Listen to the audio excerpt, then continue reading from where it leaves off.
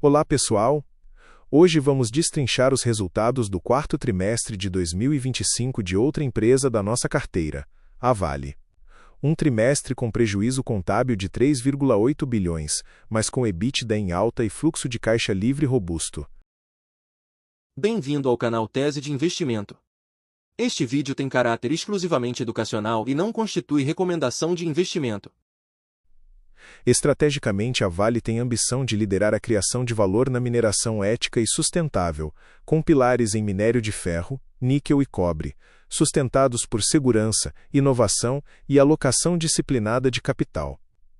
Em 2025, entregou todos os guidances, reduziu barragens em nível de emergência, cortou custos e gerou retornos expressivos ao acionista, alinhado a um ciclo favorável de preços e maior foco setorial em eficiência.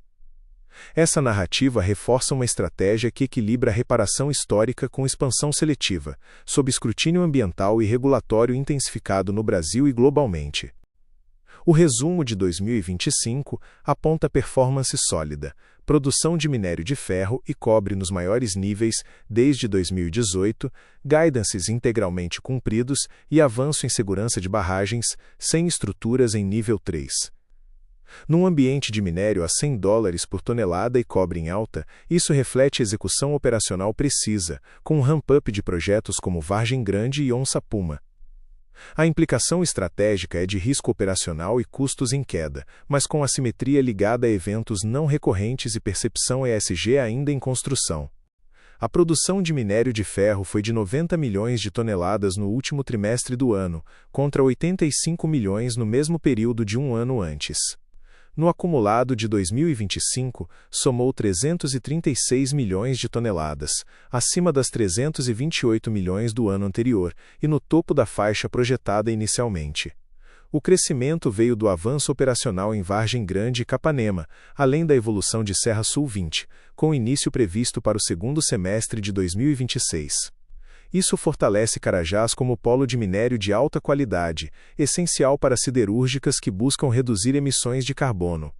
Num mundo com normas ambientais mais rígidas, qualidade do minério se traduz em prêmio de preço, e quando os preços não estão tão favoráveis, podem ser misturados a produtos de outras minas com menor teor de ferro, estratégia que a Vale tem executado com maestria. A produção de cobre atingiu 108 mil toneladas no último trimestre do ano, ante 102 mil no mesmo período do ano anterior. No acumulado anual, foram 382 mil toneladas, recorde desde 2018, impulsionadas principalmente por Salobo. O níquel somou 46 mil toneladas no trimestre e 177 mil no ano, com contribuição do segundo forno de Onça Puma. Em ambos os casos, houve um crescimento de 2 dígitos no anualizado. Esses metais são estratégicos para a transição energética.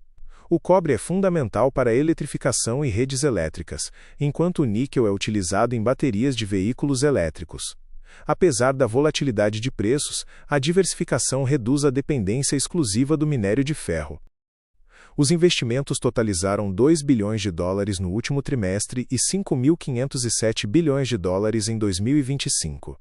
Serra Sul 20 está 84% concluído. Ibacaba recebeu licença para produzir 50 mil toneladas por ano de cobre a partir de 2028. A disciplina de capital prioriza ativos de maior retorno, principalmente em Carajás e cobre.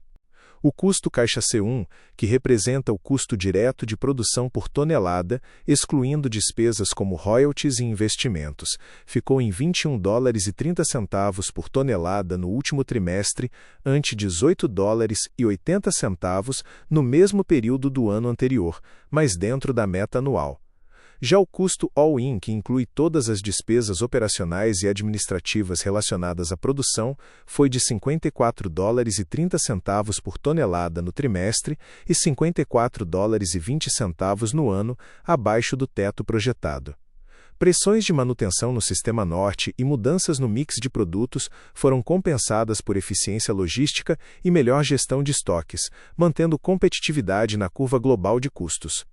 Para 2026, a expectativa é de C1 entre $20 e $21,50 e all-in entre $52 e $56. No cobre, o custo all-in ficou negativo em menos $881 por tonelada no trimestre, devido à forte contribuição de subprodutos como ouro e prata, que dispararam esse ano, e recorde produtivo de Salobo. No acumulado do ano, foi $603 por tonelada, 77% menor do que 2024. No níquel, o custo caiu para $9.000 por tonelada no trimestre e $12,2 mil no ano, refletindo diluição de custos fixos com maior volume produzido e receitas adicionais, além do ramp-up da VBME e do segundo forno de Onça Puma.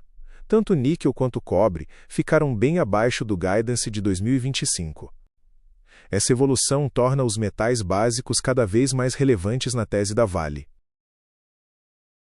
O EBITDA pro forma alcançou $4.834 bilhões no último trimestre do ano, 17% acima do mesmo período do ano anterior. No acumulado de 2025, somou $15.869 bilhões, alta de 3% com margem de 44%. O avanço veio principalmente de metais básicos, maior volume de minério, preços mais fortes de cobre e frete mais baixo apesar da valorização do real. Essa métrica é importante porque elimina ruídos contábeis e mostra a real geração operacional da empresa em um setor altamente cíclico. O fluxo de caixa livre recorrente, que representa o caixa gerado após investimentos, foi de $1.688 bilhões no último trimestre, contra $817 milhões no mesmo período do ano anterior. No acumulado do ano, atingiu $4.762 bilhões, crescimento de 26%. O fluxo total foi de $5.653 bilhões. O desempenho foi sustentado pelo EBITDA forte, investimentos de $5.507 bilhões e efeito positivo de hedge cambial, mesmo com desembolsos ligados a Brumadinho e Samarco. A geração de caixa fortalece dividendos e dá flexibilidade financeira num mercado que tem sido bastante volátil. A dívida líquida expandida fechou o ano em $15.579 bilhões, abaixo dos $16.640 bilhões do trimestre anterior e dos $16.466 bilhões do ano anterior. A métrica inclui obrigações adicionais além da dívida tradicional, oferecendo visão mais completa do endividamento. A alavancagem ficou em 0,7 vezes o EBITDA ajustado, patamar considerado conservador e dentro da meta de 10 a 20 bilhões de dólares. Isso permite equilibrar crescimento, reparação e retorno ao acionista. A empresa encerrou o ano sem barragens em nível 3 de emergência. Desde 2020, 27 estruturas foram descaracterizadas e 81% das ações de reparação relacionadas a Brumadinho foram concluídas. Apesar dos avanços em segurança e iniciativas sociais e ambientais, ainda existem litígios em andamento. Foram anunciados $2,8 bilhões em dividendos, além da recompra de $703 milhões em debêntures. A política busca equilibrar remuneração ao acionista e preservação de caixa em um setor historicamente volátil. O ano de 2025 consolidou a execução operacional da Vale, metas cumpridas, produção elevada em minério e cobre, custos sob controle, fluxo de caixa livre recorrente de $4.762 bilhões e endividamento moderado.